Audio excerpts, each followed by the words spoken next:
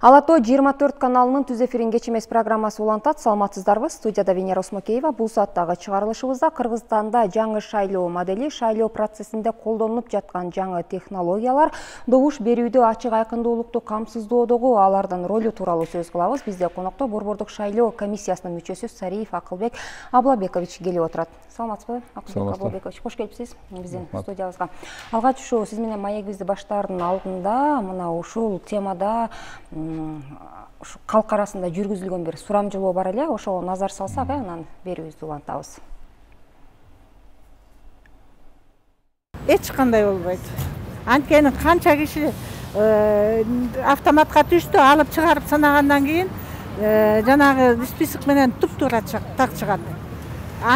Болбойт деген, значит, где-то они сами неправильно делают.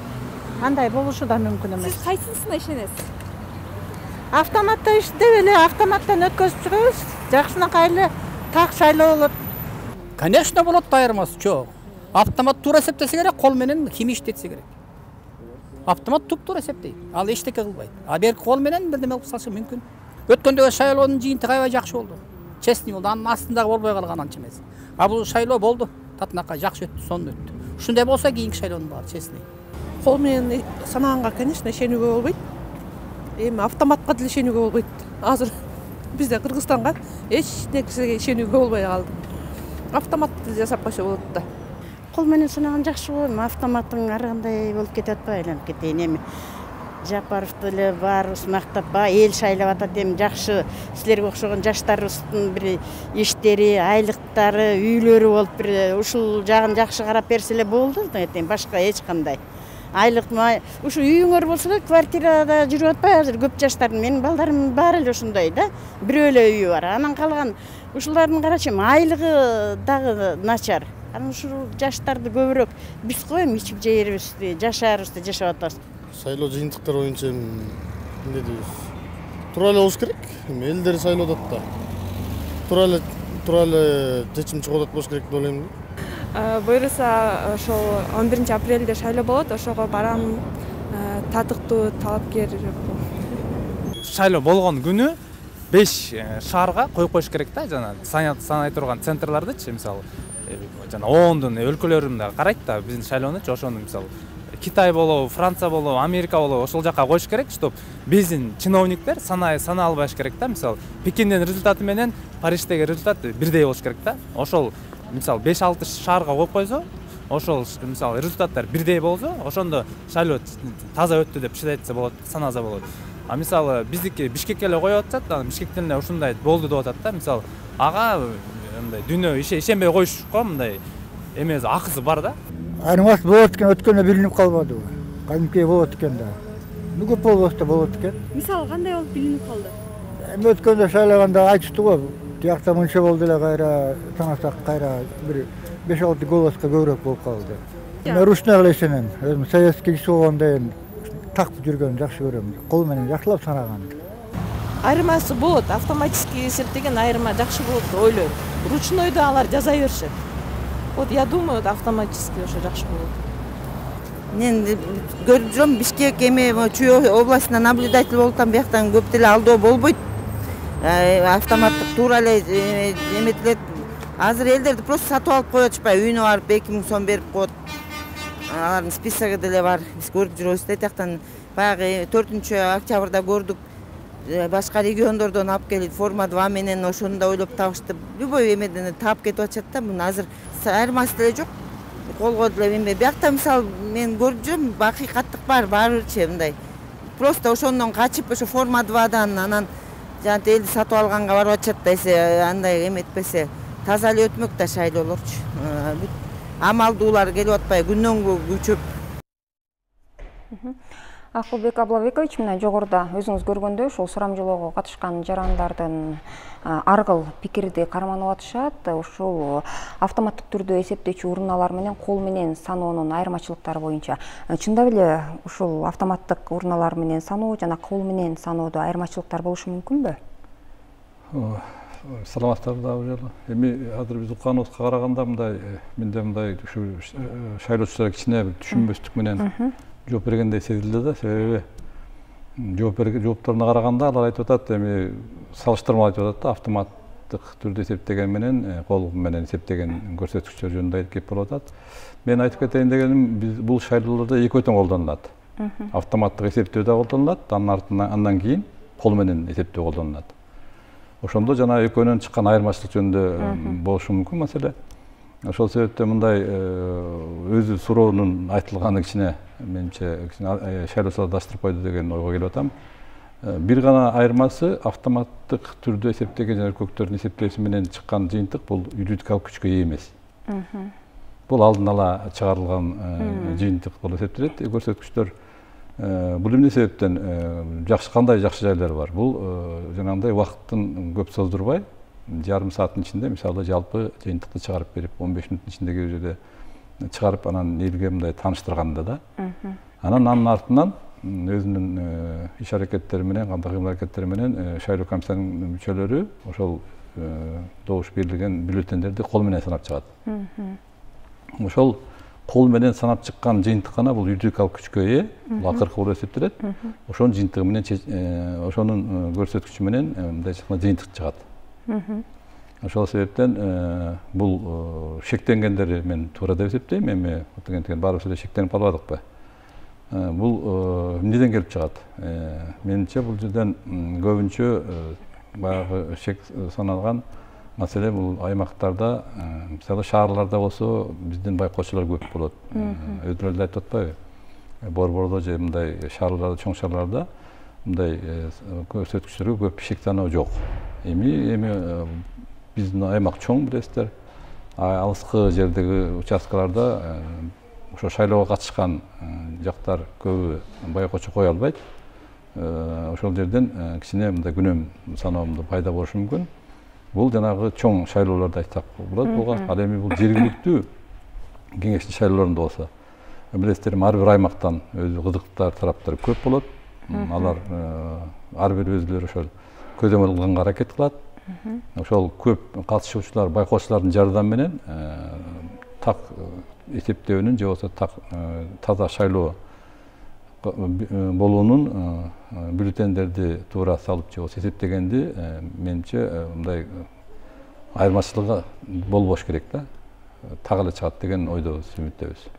Мына ошол жогорудагы эле сурамжылоодо жарандардын көпчүлүгү кол менен саноонун жыйынтыгы, айрым учурда шайлоонун жыйынтыгын баягы бурмалап коюп жаткан фактылар болот. Кол менен саноодо мына ушундай мүчүлүштүктөр катталышы ыктымал дегенди айтып атышпайбы? Демек, алардын күмөн саноосу баягы ишенбестик жаратып жаткандыгы жөн жеринен эмес экен да, мындай көрүнүштөр катталышы мүмкүн экен да, туурабы? Кол менен саноодо. Баарыбыз эле мындай кээде мындай суроого жооп берип атканда ошол жаран балким көптөн бери шайлоого катышпаган жаран болушу мүмкүн. Бир нерсени эске алышыбыз керек.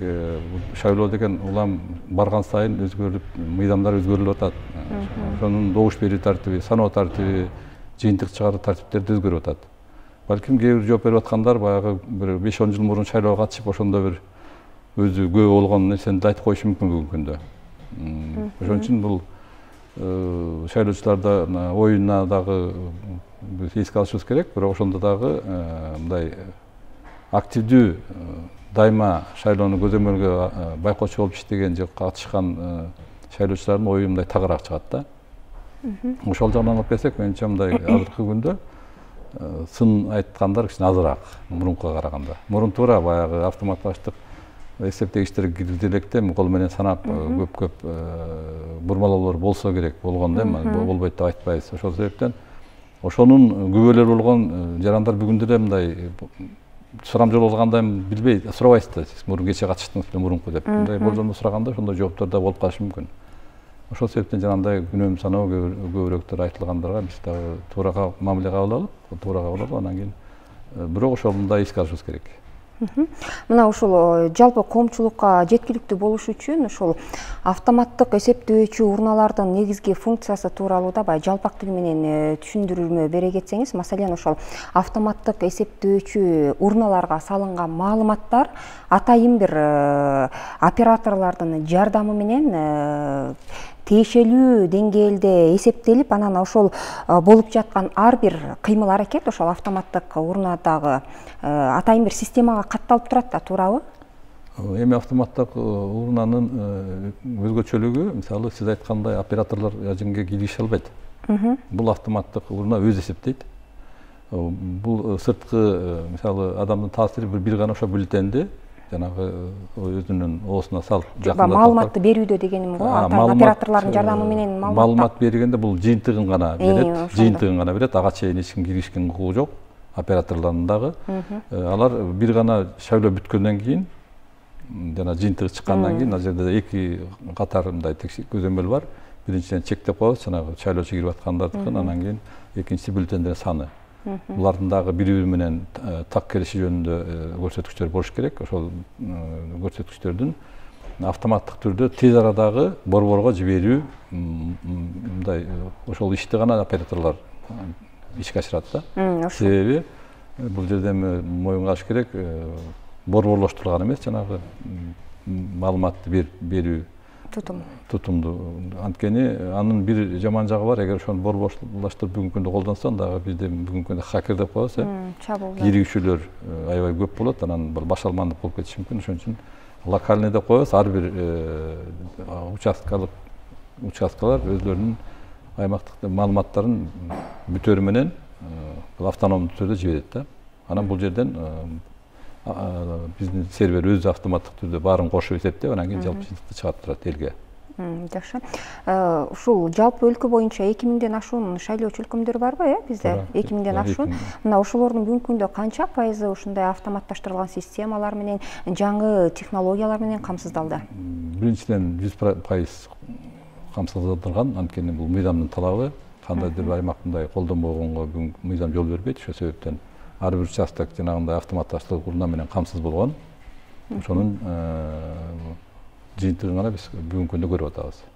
Сураганым, буга чейин ушул борбордук шайлоо комиссиясынын берген маалыматында ушул өлкөнүн 80% шайлоо тилкелери автоматташтырылган ушундай тутумдар менен камсыздалган деген бир маалымат. Жок, ал маалымат интернет булагын жөнүндө кепти адаштырып атсаңар керек, анткени кээ бир биздин аймактар бар.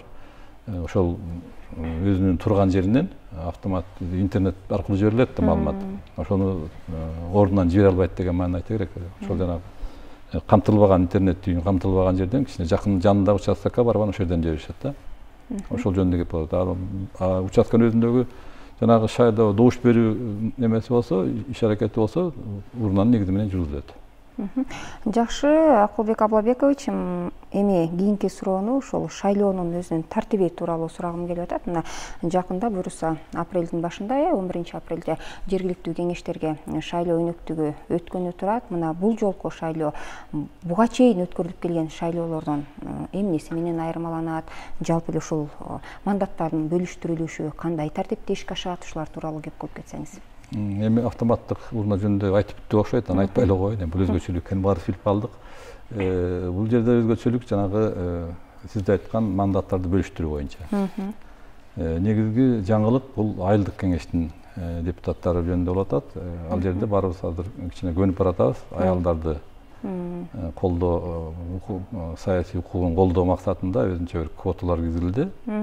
Квота деп коебуз, бул сөзсүз түрдө аялдар эгер кандай бир участок округтарда биздин аялдар өзүнүн талапкерлигин койсо, ошолорго сөзсүз түрдө бир мандат мындай сакталып коюлганда, бул эми жанагы бизде көп мандаттуу округ деп коебуз, ошондо 2 мандаттуу, 3 мандаттуу, 4 мандаттуу, 5 мандаттуу деген округтар бар. Көп мандаттуу округтар деп коебуз. Ошондо 2ден 4кө чейин мисалы бир мандатты аялдар үчүн алып койгон, 4төн мисалы 4 эгер 3төн 6 мандаттууга чейин болсо 2 мандат деп ушундай өсүү тартибинде кете берет. Көп мандаттуу округдун канчалык көп мандаттуу болсо ошондон 30% болжол менен деп эсептелген. 30%дан кем болбош керек деген, деп эсептелген, бирок жанагы 2 мандаттуу болсо анын бирөө берген 50% болуп калат атпайбы? Көбүрөөк болот да. Ошондой тартипте бүгүнкү күндө сакталган. Эми баарыбыз эле бүгүнкү күндө ар бир округтан мисалы аялдар өзүнүн эркин билдирип, сунушталып, өзүнүн талапкерлигин койду дегенден алыспыз. Балким эгер ошол мандат мындай сакталып койгон мандаттын санына жетпей, ошол талапкерлигин койгон аялдардын саны жетпей калса, анда мандат эркек деп ырчайбыз. Аял эркек деген маани бар эмес, ошол алардын арасында бөлүнөт. Өзгөчөлүгү биринчи жыйынтык чыкканда ошол аялдардын мандатын бөлүштүрүүдөн башталат. Жана канча аял талапкердин көрсөттү. Эгер мандаттын жана сакталган мандаттын санынан талапкери болгон аялдын саны көбүрөөк болсо, демек ортосуна кимиси көбүрөөк добуш алса, ошол айымга ыйгарылат. Ал эми жанагындай мен айтып кеттим, эми жетпей калса, калгандары башка жалпы эле тартипте ким ошол округтан көбүрөөк мандат алса, ошолорго бөлүштүрүп берилет. Бул айылдык кеңештеги мындай айтканда өзгөчөлүк, жаңылык. Ал эми шаардык кеңеште болсо, эми көбү билбесе керек, айтып кетейин, мисалы сөзсүз түрдө шаардык кеңешке 3 партиянын өкүлдөрү мандат алат деп коелучу. Негизги бир талабы бул 7% чек. Биринчи талабы 7% чекти канча партия талапкердин тизмеси өтсө, аларга ошол бөлүнүп берилет мандаттар тиешелүү түрдө. Ал эми эгер ошо 7%га жетпей калган көрсөткүчтөр болушу мүмкүн толук, кайсы бир шаарда. Анда мыйзамда эгер эч ким 7%дан өтпөй калса, анда ошол көбүрөөк алган 3 партиянын ортосунда мандат бөлүштүрүлүү тартиби көрсөтүлгөн. Бирок дагы башка жагдай болуп калышы мүмкүн. Мисалы, ошо саясий жүрүшкө аттанып аткан партиялардын мисалы бирөө 7%дан өтүп калышы мүмкүн, калгандары өтпөй калышы мүмкүн. Анда мыйзамда дагы кийинки көбүрөөк алган 2 жана 7%дан өтпөсө дагы 2 партиянын талапкерлердин тизмесин мандат бөлүүгө киргизет. Же болбосо, мисалы 2 партия өтүп калышы мүмкүн 7% көрсөткүчтө. Анда да бир партия кошулат, көбүрөөк көрсөткүч алган көрсөткүч алган партия ошолордун талапкерлердин тизмеси мандат бөлүштүрүүгө киргизилет. Бул дегеним эң эле кайсы гана шаардык кеңеш болбосун, эң эле аз мындай партиянын өкүлчүлүгүн көрсөткүчү бул 3 партиядан кем эмес. Депутаттардын ошол мандат ала алат. Ал эми көбүрөөк партия 7% мандаттан өтсө 3төн көбүрөөк, анда алар кадимкидей эле 5 партия катышып калышы мүмкүн, мандат алып калышы мүмкүн. Талапкердин тизмеси же 4 саясий партиянын талапкердин тизмеси 7% көрсөткүчү өтүп калышы мүмкүн. Бул эми кийин билинет. Ошондо экөөнүн 2 башка өзгөчөлүгү бар. Мына жогоруда сиз айтып кеттиңиз, ушул айылдык кеңештеги өзгөчөлүктөрдүн бири ушул 30%дан кем эмес квота аялдар үчүн камсыздалышы керек депчи. Мына бүгүнкү күндө ошол талапкерлер тарабынан ушул талап канчалык аткарылып атат? Эми бүгүнкү күндө мындай статистика боюнча азыркы мына бүттү. Жалпы 420 айылдык кеңешке шайлоо болуп атат. Анын ичинен 7560 округ деп коебуз. Жана 2, 3, 4, 5, 6 мандаттык округ деп коет. Талапкерлердин саны 19140 киши болуптур да. Эми аялдар болсо, ошол жерде мандатка аялдар үчүн сакталган мандаттардын саны 2983, 43 мандат. Ал жерге 5383 айым өзүнүн талапкерлиги менен катышып атты. Бул ар бир аймакта ар кандай болуп калышы мүмкүн. Ошон үчүн бул эми кийинки көрсөткүч боюнча чыгат да жыйынтыгы. Жакшы. Акылбек Аблабекович, бизде мына ушул багытта бир даярдалган видео материал бар эле, ошого назар салсак, анан берүүбүздү улантабыз. 2015 жыл Кыргызстандын шайлоо системасы үчүн өзгөрүүлөрдүн жана реформалардын жылы болду. Учурдагы шайлоо моделин жүзөгө ашыруу үчүн укуктук негиздеги эбегейсиз иштер жасалып, жарандардын добуш берүүгө катышуусунун жаңы тартиби аныкталды. Эми шайлоодо жарандык укуктарды жүзөгө ашыруу жеке жана биометрикалык маалыматтар боюнча идентификациялоонун негизинде жүргүзүлөт. Автоматтык урналардын жардамы менен добуштарды автоматтык түрдө эсептөө тутуму реформа жүргүзүүдө өзгөчө роль ойноду. Эгерде буга чейин алдын ала жыйынтыктар шайлоо участкаларында кол менен эсептелгенден кийин гана жарыяланса, азыр жаңы технологиялардын жардамы менен расмий порталдан республика боюнча ар бир шайлоо участкасында шайлоочулардын катышуусу жана добуш берүүнүн жүрүшү жөнүндө маалыматты тез жана онлайн режиминде алууга мүмкүнчүлүк түзүлгөн. Анткени шайлоо участкаларынын 83%-дагы автоматтык эсептөөчү урналардагы маалыматтар ар бир саатта системага түшүп турат. Белгилей кетүүчү жагдай шайлоочулардын саны жөнүндө маалымат коопсуз каналдар аркылуу автоматтык урналардын атайын операторлору аркылуу гана берилет. Ошондо да автоматтык урналардан маалыматтарды берүү боюнча ар бир иш-аракет системада катталып турат. Добуш берген шайлоочулардын саны жөнүндө акыркы маалыматтар шайлоо участкалары жабылгандан кийин, бирок урналар ачылганга чейин Борбордук шайлоо комиссиясына өткөрүлүп берилет. Добуштарды кол менен санагандан жана добуш берүүнүн жыйынтыктары жөнүндө протоколдорго кол койгондон кийин алар сканерден өткөрүлүп, Борбордук шайлоо комиссиясына автоматтык эсептөөчү урналардын жардамы менен жөнөтүлөт. Кол менен эсептелген маалыматтардын көпчүлүгү эсептөө аяктагандан кийин 10 сааттын ичинде түшөт. Өткөн шайлоонун жыйынтыгына караганда, автоматтык эсептөөчү урналардагы маалыматтар менен кол менен саноонун айырмасы болжол менен 0,3% түзөт. Андыктан добуштарды кол менен эсептөө учурунда жыйынтыктарды бурмалоо менен шайлоонун жыйынтыгына таасир этүү мүмкүн эмес. Өз кезегинде шайлоонун расмий жыйынтыгы Борбордук шайлоо комиссиясы тарабынан добуш берүү күнүнөн тартып 20 календардык күндүн ичинде жарыяланат. Албетте шайлоону уюштуруу, добуш берүү жана кол менен саноо процесси эл аралык байкоочулардын, саясий партиялардын жана талапкерлердин, жалпыга маалымдоо каражаттарынын жана коомдук байкоочулардын катышуусунда өтөт. Таза шайлоо өткөрүү үчүн көз карандысыз байкоочулардын ролу абдан чоң. Алардын негизги максаты шайлоонун таза жана ишенимдүү өтүшүнө салым кошуу. Кыргызстанда жаңы шайлоо модели иш жүзүндө колдонулган 2015-2017 жылдары өткөн шайлоо эл аралык стандарттарга жооп берет деп табылды. Шайлоо процессинде жаңы технологияларды колдонууда эң маанилүү жетишкендик ар бир шайлоочунун добушун ишенимдүү эсепке алуунун ачык айкын тутумун түзүү болду. Мына жогорудагы сюжетте ушул шайлоо процесстерин жүргүзүүдөгү колдонулган жаңы технологияларга өзгөчө басым жасап атат. Ушул Кыргызстанда шайлоо өнөктүгүн өткөрүүдөгү ачык айкындуулукту камсыздоодо Кыргызстан башка коңшу мамлекеттерге салыштырмалуу алдыда экендигин дагы айтып жүрүшөт. Бүгүнкү күндө Борбордук шайлоо комиссиясынын өкүлдөрү. Сиз мына ушул нерсе менен макулсузбу? Мен бул биздин шайлоо комиссиянын өкүлдөрү эмес, башка мамлекеттин байкоочу катары келген өкүлдөрү өткөн шайлоодо, президенттик шайлоодо референдумда баса белгилешти. Анткени чын эле бизде коңшу мамлекеттерде мындай система колдонула элек, колдонулган жок бүгүнкү күндө. Ошол себептен алардын берген баасы боюнча эми биздин мамлекеттеги бул система колдонуу тартиби кандай деңгээлде алдыңкы орундарда турат деп алар да өздөрүнүн баасын берип атканда баса белгилешти. Менимче бул айкын айтылган, өзлөрү ачык айткан маалыматты эсептейбиз, эми ага ишенбеске болбойт.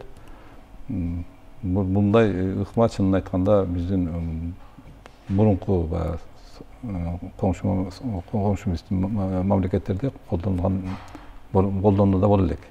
Бирок ушулар ою боюнча алар да ушундай колдонууга аракет ойлору бар экенин билдиришти. Балким жакын арада ушул ыкманы же башка түрү болобу өздөрүнүн шайлоодо колдонууга аракет кылышат болуш керек. Жакшы, рахмат. Акылбек Аблабекович, бизге берилген убакыттын соңуна келип калды. Сизге чоң ыраазычылык катайын. Убактыңызды бөлүп бизге келип маек бергениңиз үчүн. Кече эместин бул сааттагы чыгарылышында Кыргызстандагы шайлоо модели добуш берүү өнөктүгүндө колдонулуп жаткан жаңы технологиялар, добуш берүүдө ачык айкындуулукту камсыздоодо алардын ролу тууралуу сөз кылдык. Бизде конокто Борбордук шайлоо комиссиясынын мүчөсү Акылбек Сариев болду.